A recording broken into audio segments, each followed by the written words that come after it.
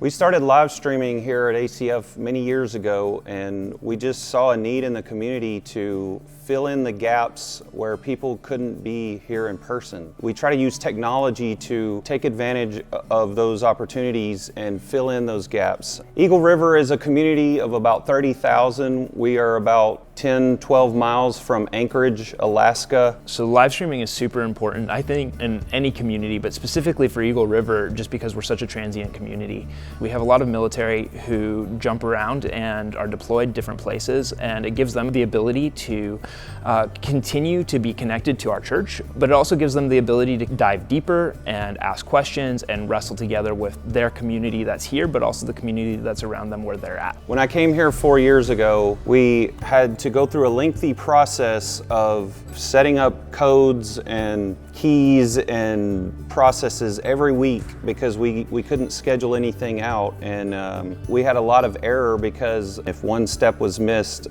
we didn't go live. With the onset of COVID, we all realized the increased need for online resiliency, and we saw Resi as a great option for that. We, until very recently, have not had amazing Wi-Fi at our church. We've had maybe 6 to 8 megabits up on any given Sunday. And so the ability to quickly and easily be able to fall back on a sim live recording or have a little bit of extra bandwidth of the 2-minute buffer to know, hey, if our internet goes out for 1 minute and we need to problem shoot things, we got a little bit of time to get things up before our online audience even realizes that there's a problem. And the Resi encoder has just done a really good job handling any blackouts or any quick last-minute jumps that we've had. It gives us the ability to always know that there's something in the tank and we can move forward with that. If we're cutting in and out, we lose all of our users immediately. So it's amazing to just have the reliability to keep our users engaged in the ministry. Having a really small encoder allows us to be mobile and move our live stream wherever we want to go. When holidays come around, we often will go to other places with a larger venue, just so that we can all come together as a church body and see our full church body in one place at one time instead of having to do several smaller services, but also so that we can have enough space to welcome other people in from the community and welcome the people who would want to come on a holiday basis to church that might not normally want to come to church.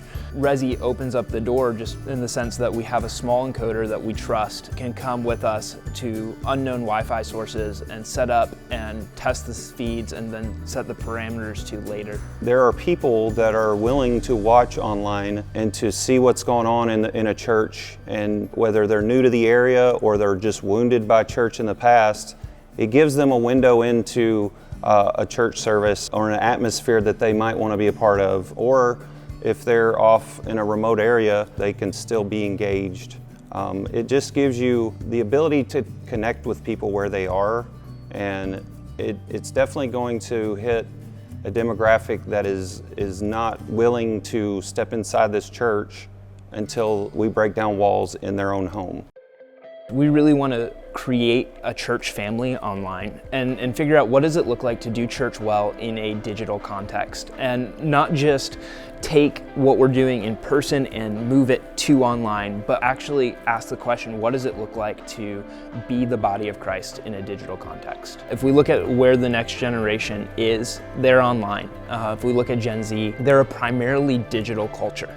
And so asking this question of how do we step into a digital culture and love people well, finding different ways and being creative with what a live stream looks like is a really excellent opportunity to do that. Even if they're at home by themselves, they have someone to talk to, and we are continually looking for innovative ways to really just bring people together. So for us, online hosting is super important. It's how we connect people online to people here in person. So a person will jump on their computer, they'll watch the service online, and they'll just be chatting with our online family throughout the service. They might ask questions, they might receive prayer requests and pray with people, but really it's an opportunity for you to have a human interaction online. One of the awesome uses of live streams for military people is it's a missional opportunity for them.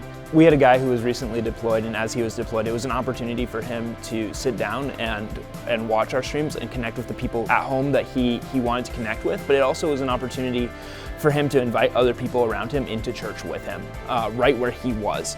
And I think that's really one of the big reasons why live streaming is important, is it gives people an opportunity to do church wherever they are. I would say if you're a small church and you're just getting into live streaming, that don't try to overcomplicate things. Start simple. Just go online with your phone at first and then add a piece here and a piece there to add a functionality or to add a certain feature that is going to help your audience engage more. It's really just starting basic and not trying to overcomplicate things too early to make it a solid product over a complicated one. Even more than the cameras and the technical side of things, it's really asking this question of how can we just love people well and love them where they're at. And so a lot of our inspiration comes from just sitting down with different people who watch us online and asking the question, like, what is your biggest need? When you sit down and you watch church online, what do you want to see, or how do you feel loved and connected? And then trying to take those conversations and step forward into enacting things that allow us to connect and love people well.